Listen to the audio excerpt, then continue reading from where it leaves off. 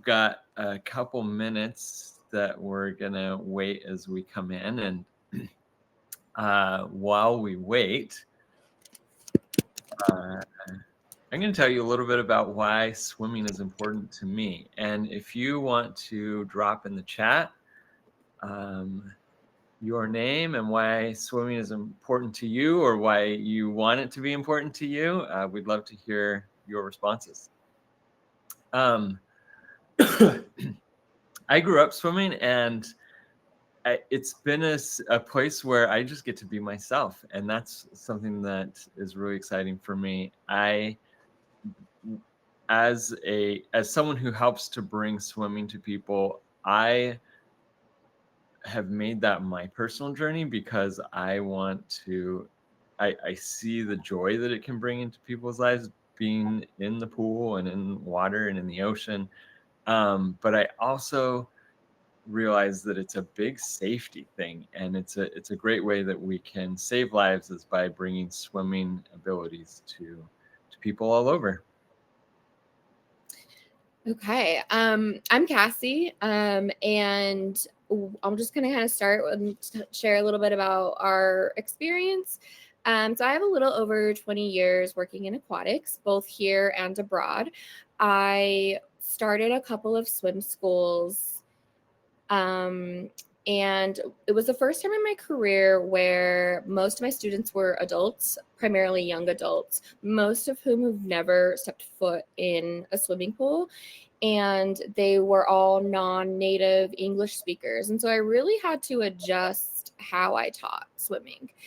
And when I relocated back to the States and Josh and I connected, we started talking a lot about the barriers to learning to swim. And we had very similar experience. My experience was the same on the other side of the world. And so we really started talking about the structure of swimming, and our mission became, how do we get more people to learn to swim? And through several different development stages, we started to identify it was really the way we teach. And my name is Josh, for those who are just joining, and I started in an aquatic swimming career and didn't realize that was something that I could do, but it's led to us being here. And something that I noticed along the way was that we weren't reaching all of the audiences, all of the people in our communities.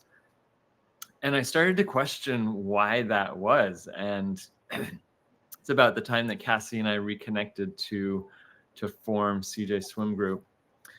But if you look at the history of swimming, and we're going to pull back the curtain just a little bit here soon.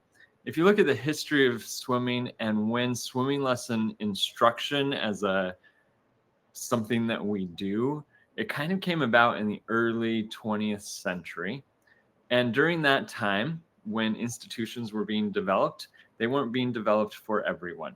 They were being developed for usually white middle-class Americans. And swimming lessons is one of those programs that has resulted in a lot of discrimination, racial injustice. And so we're going to pull back the curtain a little bit and look at why that is and what we're hoping to change about swimming. And we hope that you join us along that journey, so that we can find ways to make sure that everyone has a chance to get into the water and swim.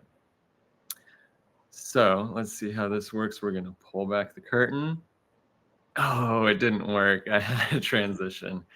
So some of the problems that we ran into while teaching is time on task. So if you look at students in a typical swimming lesson or a traditional swimming lesson, a trad swimming lesson, I wish that I could hear all of your laughter right now. Some of the problems are the time on task. So you get 4 to 6 kids in a swimming lesson, or adults, but mostly kid focused, which is another problem.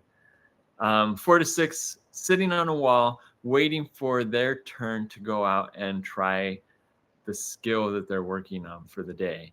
And if you time the amount of, if you start a timer, every time someone goes out into the water and practices and then comes back to a wall, that practice time ends up being about 3 to 4 minutes during a 30-minute lesson. So there's really a problem of getting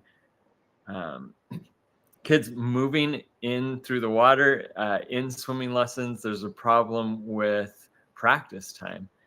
And we've also noticed that swimming lessons are set up to be right and wrong. So there's a linear pattern. You have to start at this skill and then move to this skill and then that skill. And it's one skill at a time. And if you don't do it right, you don't pass. And we see people stuck in lessons trying to do something that they might not even be comfortable doing. And so we're looking at is there a better model? Is there something that helps people start where they are and can help increase access, increase capacity, and increase practice time? Because if you're going to a pool and you get in 3 to 4 minutes of practice time over a 30-minute lesson, and then you go home, that's it, 3 to 4 minutes a day, and that's not really a lot. It's not enough to learn the basics of any new skill. And so where we identified that problem and the limiting way in which lessons are taught. And so the biggest ask we have for our students is this mindset shift. We really want to build a swim community. Now, swim communities, they exist. If you go to your local rec center, I'm sure you see them, but they're often former or current collegiate athletes, triathletes training for a race, or any swimmer of any competitive background. And there really isn't a space for the learn to swim swimmer. And so we want to broaden our community. We want it to include those, no matter where you are on your swim journey, no matter your ability, we want to build community within that. And the pillars of our community are support and safety. And because the current communities focus on that very specific group. And so for us to cultivate this swim community, we're really asking you to think about how you learn to swim. We're emphasizing that it's not linear. And so we know that every body is different and moves differently through the water, and everybody learns differently. And so our program is meant for no matter where you are to work for you. So if you are someone who doesn't want to put their face in the water, is not comfortable putting their face in the water, has no interest in it, but you want to move effectively and safely through the water. I see in the chat, safety is the theme. But so in our program, you can go and find, okay, well, how can I move through the water safely and efficiently without getting my face wet? That's absolutely meant for you. Or you're somebody who wants to build your endurance and your kick isn't quite efficient. There is a way, there's an option for you. And it's about the community we want you to build is where you are not only facilitating your own learning, you're facilitating each other's learning. You're learning from each other and with each other. And so exploring through that is what this program helps you do. But it is different. It is a different concept. And so and I can kind of hear the questions now, like, teach myself, how do I do that? And that's what we want to show you. We want to show you through flotation, through your support community, that there are ways to do it. There is more than one way to learn, and our program is kind of choose your own adventure, and you get to explore through that. One of our focuses when we first kind of got into this new model of teaching and learning was being able to provide a platform that you could use to teach yourself. And what we've learned along the way is that swimming isn't a single person sport. It's a community sport. It's a community event. It's a community driven. The activities around water are generally community driven. And so what we would like for you to do is think about who you want to be in your swim community and get together and work together to help support each other through this swimming journey. And we're going to talk a little bit about how that's done. If I can go to the next slide. So what the training wheels versus no pedals. There was a shift in learning to ride a bicycle recently. It's a fairly recent development. Typically it was training wheels until you feel comfortable taking them off, and then you're working on that balance, and you've got an adult holding the seat or helping you to not fall. And now they've got these balance bikes where instead of putting training wheels off, they just took the pedals off completely. And it was a foreign concept because you need pedals to move a bicycle. But these balance bikes have helped kids to find that balance and be able to put their feet down before crashing, right? So these have actually moved the performance of learning to ride a bicycle much more quickly. And so what we're hoping is that we can find a way to, instead of putting training wheels on, instead of doing the same thing over again, we're just going to try a brand new thing. So we've got this swim development chart that we have on our online swim platform. And we're introducing a hybrid model. So find a pool, find a place where you can go with your community, and some time when you can work together to learn. Find a skill that you want to work on, explore that skill and practice together, and then use your supports, whether it's a community member, whether it's a parent, whether it's a family, use those, or a life jacket, right? Use those supports to help you learn the skill. So I'm going to kind of run you through an example of how you might do that. So once you've found a pool and a space where you can get in, so that could be a community pool, a recreation center, an apartment complex pool, find a spot where you are able to get in. Then you're going to find a skill. Maybe you want to learn how to do a back float because you feel uncomfortable putting your face in. So I'm going to switch here. After this webinar, we're going to send you all access, if you don't have it already, to our Learn to Swim platform. And it's going to look a little like this. And I'm going to jump over here. So we've got some courses that you can take. There's a basic swim course. And on the basic swim course, the getting started is, how do I navigate this course? And that's where you can find a skill that you want to work on. So say you want to work on back and front floats, level 2 floating, you go to level 2 float, watch the video, get some tips and tricks on how you can practice this skill, go to the pool, and then just start practicing, exploring, finding ways that your body moves through the water, floats, things that feel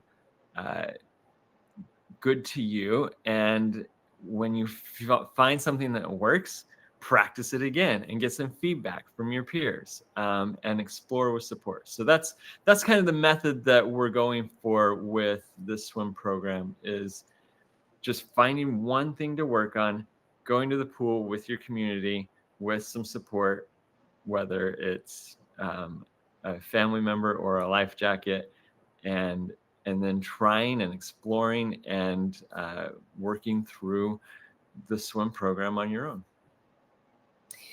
And I'd love to hear in the comments any questions you have, but to kind of really drive home the point where whether a traditional model works for you or not, I think, or you're open to remain open, to remain curious about this process, to be patient with yourself, because if for those of you who have started or their swim journey or haven't, what you might find is I feel like one step forward, three steps back. And so we really encourage you to be patient and to explore how you move through the water depending on where your comfort level is that day. There's a lot of trauma around water, there's a lot of fear around water, and it's understandable. The majority of comments is safety. How do we do this safely? I want to be safe around the water. And this program and these little short clips of showing you how to do that with your community to learn together is, we hope, is a new pathway for people to learn. But we also aren't going to send you out into the world of swimming alone. So what our ask today is for you to log on to the swim video platform, our training platform. Once you get that follow-up email, choose a skill that you want to work on, and then come join us in the pool August 10th and or 17th at Northwest Recreation Center in Salt Lake City, and try some things out and work with a community, bring a friend, bring a family member, and we're going to be there to help support you in discovering a path, how you can use this method to learn to swim with your community. Yeah. So it's free. When you come to Northwest on the 10th and the 7th, you just let them know that you're there for CJ Swim Group, and you can head back to the pool deck, and I will be there, and I think Erica will be, and Josh will be there on the 17th. We'll be there on the 17th. And so we look forward to seeing you in person for those we haven't got to meet yet. Yes. So one of the questions is it okay if we only make one of the dates? Yes. This is for you. This is for you for your time to kind of explore the program, and you'll have us there in real time to hear your feedback and answer your questions of how can we help you facilitate your own learning. So yes, this is your time. Come to one, come to both, whatever you choose. Are there any other questions about the concept of teaching yourself how to swim? Because it's a very big shift from how culturally we understand to learn to swim. And it can feel scary without a structure. What if you already know how to swim? Then I guess that's one of the questions from Carol. So then you get to pick, well, what do you want to work on? What do you want to improve in swimming? Do you want to improve your stroke to compete in a race? Do you want to build your endurance? Do you want, when it comes to swimming, what do you want to learn? What do you want to improve on? Because within what Josh just showed you, there's options for you, that this isn't just, I don't know how to swim. This is for swimming. I'm going to add on to that. Carol, that is great. If you know how to swim or you have some swim skills, we would love for you to be part of that support community, the community that supports other swimmers along their journey and helps to give feedback to those who are just starting out. The second part of that is swimming is a continuum. We kind of talked about at the beginning, we don't believe swimming, there's a wrong or a right way, but there is a more efficient and a less efficient way. And